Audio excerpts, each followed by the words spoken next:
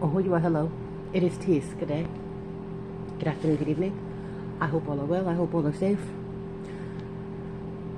So, I guess there's more.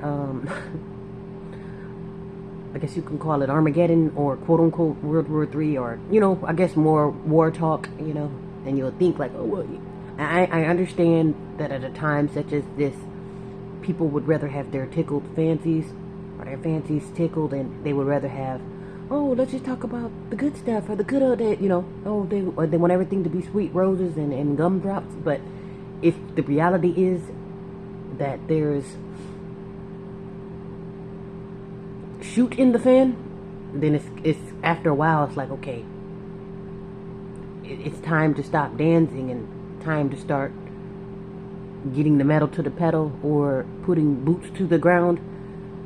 That's another thing too when it comes to boots on the ground. Pretty much with the people that are on the ground, like the ones who are literally taking the brunt of all the issues, or should be getting the brunt of the issues, and pretty much like your people on the grounds, your people at the bottom, if you will. The ones who basically I guess you could say, yeah, the ones at the bottom, and that's respectfully so. Like, let's say for instance, I got it in you. Like, okay, basically the haves and the have-nots. So that's why I say it's good to have a coalition with the quote-unquote have-nots, because more than likely you're going to end up there anyway. And what I mean is, for those who, let's just say like, oh, I'm the CEO, or well, I got it and you don't. So I'm the CEO, you're on the ground as, regular old employee or regular old citizen, quote-unquote. And since I'm way up here, of course I'm not one of you. But when I get brought down, you see what I'm saying, whenever that business goes out of business, or whenever we reach a time such as this where everybody's getting brought down a notch, or at least those at the top are getting brought down a notch. Because like I said, can you really bring someone down a notch who's already at the bottom? You see what I'm saying? So that's why I say it's important to keep a crew on the ground, or keep your feet to the ground, or don't necessarily turn your nose up at the people who you feel like you should be turning your nose up at, because you never know when you have to tell them to move over. A few years ago, I made a video about that. Move over, Skid Row. Here comes the middle class. Or move over. You see what I'm saying? Here comes the middle class, or the quote-unquote middle class. Because right now, I guess it's safe to say there is no such thing as middle class. Because it's nearly impossible to, get to have like basically to have that quote-unquote American dream. But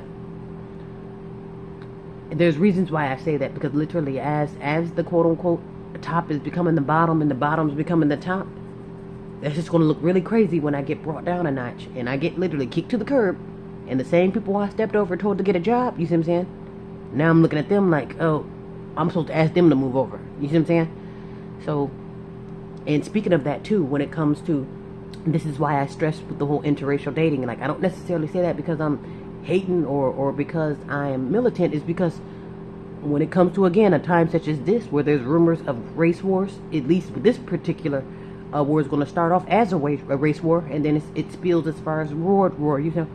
Trust me, any war that we have, I don't care if we're having a war because of the oil, or because of water supply, or even because you stepped on my shoe, it's still going to boil down to race.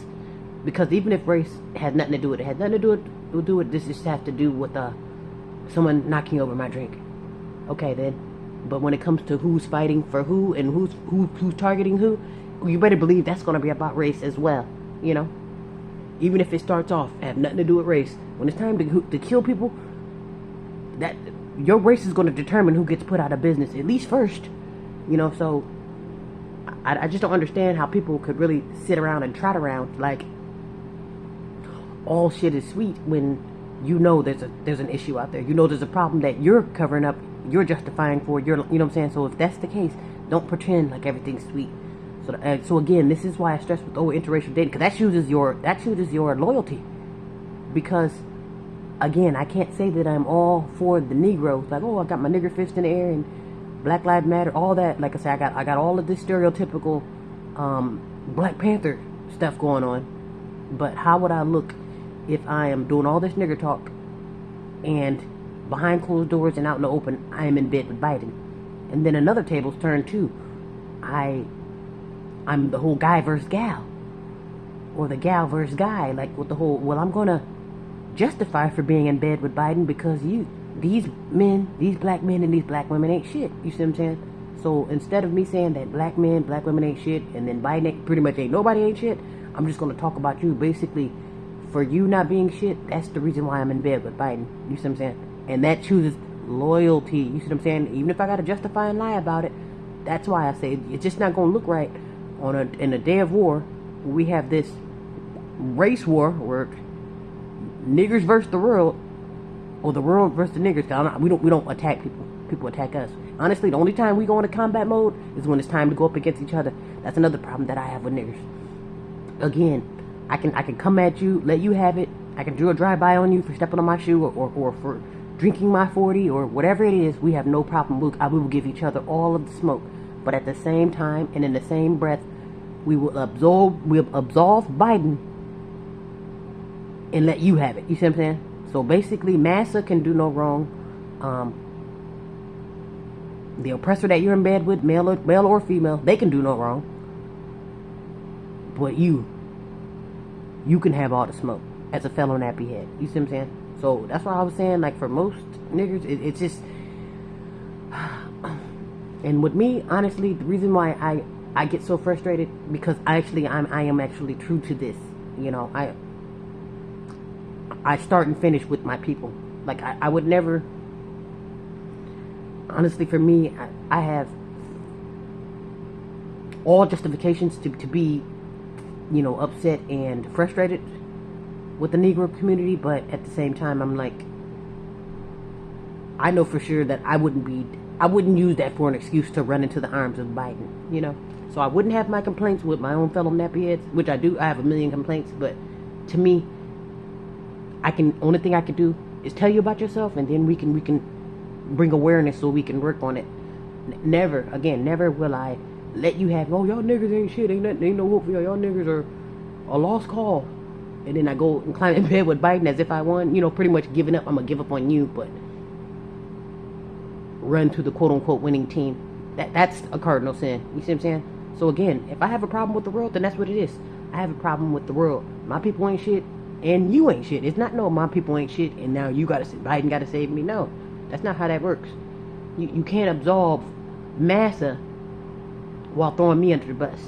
It's just not a good look. It's not going to look good in your Akashic resume. It just don't look good in the midst of war. It just does not. Because it's like, can you imagine that on your resume? Like, oh, what's your life resume? Oh, I was at war fighting hard for Biden while we were getting slaughtered by each other and everybody else. It's just not going to look right. Like I say with your interracial daters, that's why I say stay with me, because I'm not going to know how to process that in the middle of a race war. And again, I'm not going to say that you haven't been my problem this whole time as far as the fellow nappy head. Who's coming after me? And it is the fellow nappy head, but at the same time, who's paying these niggers to come after you? You see what I'm saying? There has to be some kind of incentive or some type of reason why I am denying you and praising Biden, or denying you and praising Pink Jesus. You know, who told me that was a winning team? You see what I'm saying? So that's important too. So I understand that we fall short of the glory for falling for the traps as far as believing that we have arrived because we climbed in bed with Biden, or because we're on the quote unquote winning team, and for some reason our brains are not clicking. We were having a conversation yesterday where I was pretty much saying, like, what is wrong with it? Like, why can't these niggers get right? You know, I'm really wondering. Honestly, too, and if you wonder why I keep saying nigger with a hard R, that's because I've earned the right to. I'm actually true to the people. I wouldn't call you a nigger and then run to Biden. I do this because I live this.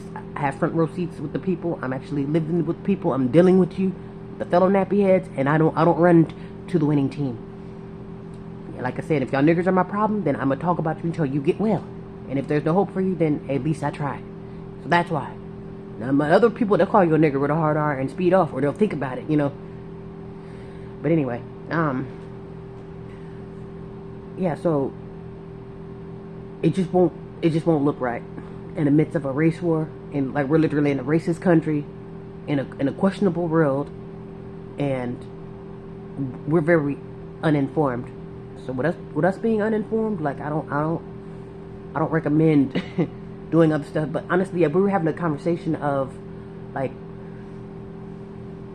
just, you know, again, why can't these niggers get right?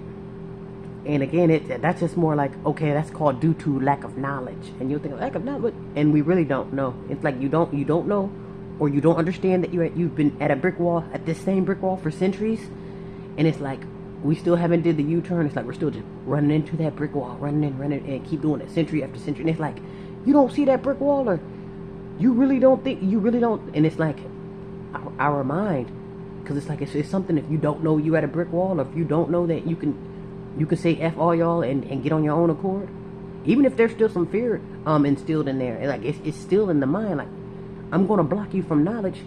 Maybe I'm scared to crack the book open, or maybe I'm scared to do the U-turn, or maybe I'm scared to say, hey, this is a brick wall. Maybe the truth is scary. Whatever it is, it's blocking our knowledge. That's the nigger's problem. We don't know. I'm just gonna give the benefit of the doubt and say we don't know that we were at a brick wall. But maybe we need some guidance, or we need some information, the knowledge, to say, hey, this is a brick wall. What to do when you reach a brick wall and you look around and no one's coming to save you, especially Pink Jesus. You know what I'm saying? I think once we click. Here's another thing too before I shut up. They said it's one thing. It's like the world hasn't waken up, or the world hasn't gotten well until the sleep gets well. You see what I'm saying? If I'm well and you're sick in the head, that's when the machine world ends. Is when the sick in the head wakes up. Wake up, sick in the head. Wake up, sick in the head. Be well, be safe.